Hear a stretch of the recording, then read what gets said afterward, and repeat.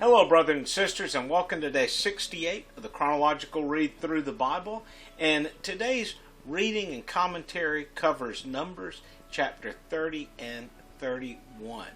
Now, chapter 30 starts out with addressing the making of vows. And it even shows that when you make a vow or a pledge, or when you promise somebody something, it shows the importance of following through with that.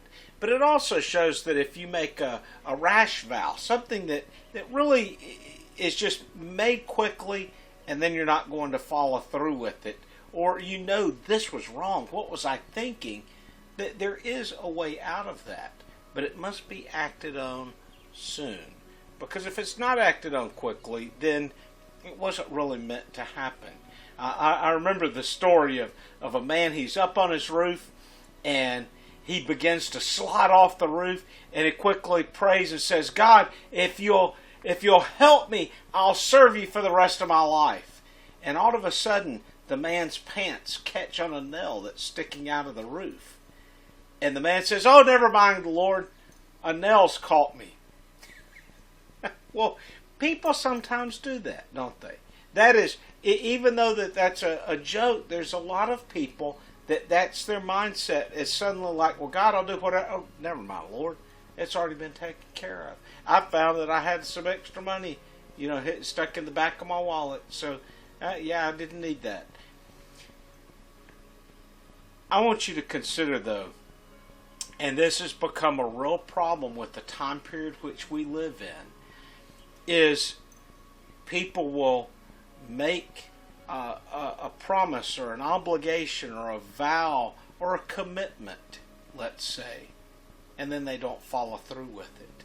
People today are very fast to stop a commitment which they had said that they were going to follow through with, and they can come up with a number of excuses as to why they're not going to do it.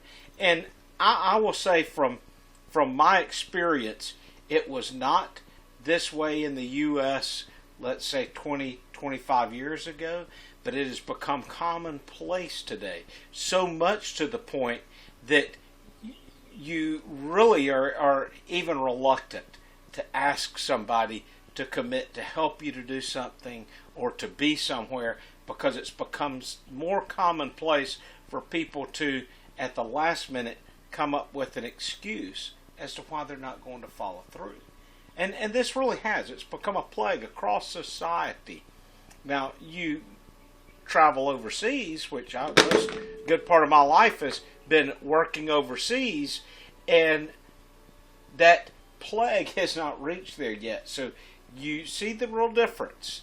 And I will say, I believe it's become a real commonplace problem in America. Well, we as believers, we need to follow through with the commitments that we've made. And I know somebody might say, well, a vow or a commitment, maybe you'd say, well, it's a matter of semantics, but I believe that it all comes down to, as the scripture says, let your yes be yes and your no be no. We're told not to swear by this or swear by that, but at the same time, when a believer says they're going to do something, it is very important that we follow through with it.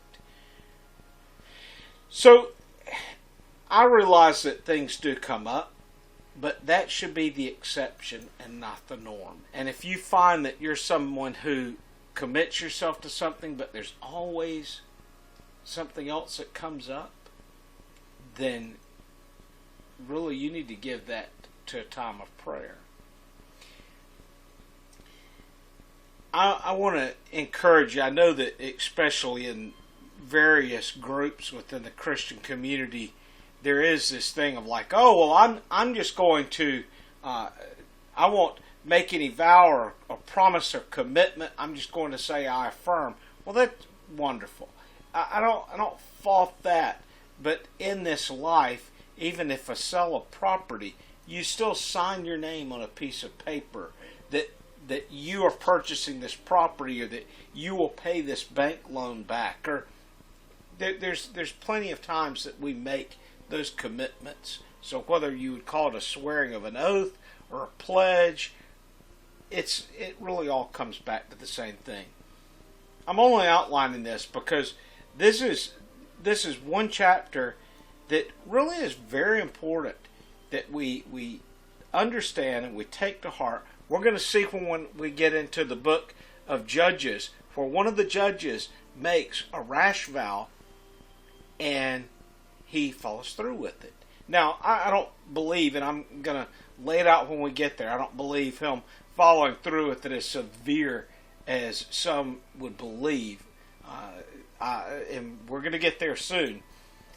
We're going to look back at this Numbers chapter 30 when we get to that point to realize that he could have gotten out of the vow with it being as stern as it ended up becoming.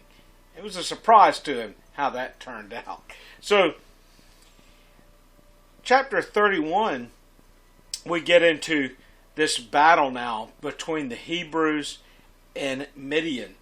And this is from Midian having led the Hebrews astray, from this plague now having come into their camp.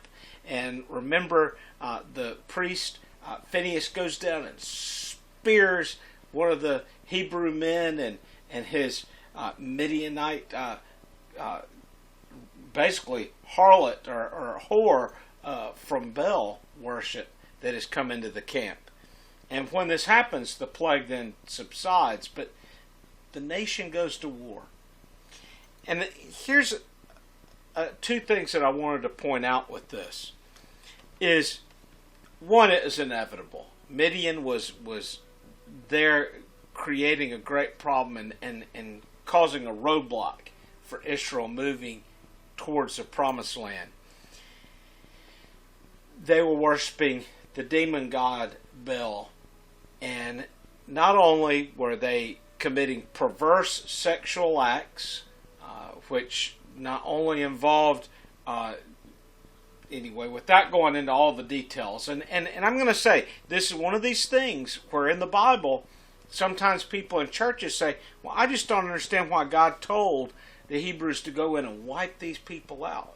And part of it's because oftentimes from the pulpit, the pastor doesn't want to say that, well, they were sacrificing children, they were committing orgies to these false gods, they were having all of these perverse sexual acts which were taking place to invoke the blessings from this demon god.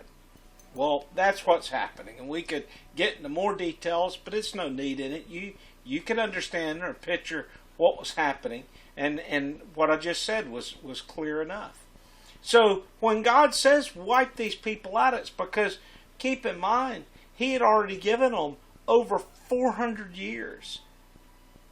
That at the time of the captivity, or really of not full captivity for the 400 years, but 400 years of the Hebrews having spent time in Egypt, this was an opportunity. All of these Canaanite nations could have repented, could have turned to God, and they didn't. And all the way back to the time of Abraham, they had been sacrificing and committing these perverse acts to their demon gods. And now they tried to pull the Hebrews into it, and in particular, the women.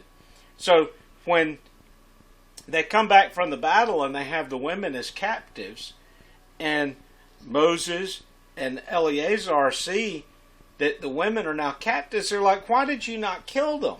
Well, at this point, some people would say in church, what do you mean kill the women? Well, remember, it's the women that had enticed the Hebrew men into this perverse act. So, not putting the blame on them, but saying that they were creating this. And, at the same time, if Midian had been dealt with at this point, we wouldn't see them come back as an enemy time and time and time again in Israel's history. So, when, and kind of using them as that nation as a picture of sin, don't keep a little bit of the sin in your life. It's time to get rid of it, to get it out of there. I'm not saying to go out and wipe out people. We live under a new covenant now, where the Old Testament people, they lived under the Old Covenant, and God had clearly spoken that they were to be dealt with. Balaam, son of Beor, he will fall by the sword also at this time. And if you go back to one of his early prophecies, he was basically wanting to have a righteous death. Let me have the death of the righteous. Well, he didn't have that. You know why he didn't have the death of the righteous? Because he didn't live a righteous life. Well, brothers and sisters, I do hope that your day has gone well. Until tomorrow, God bless.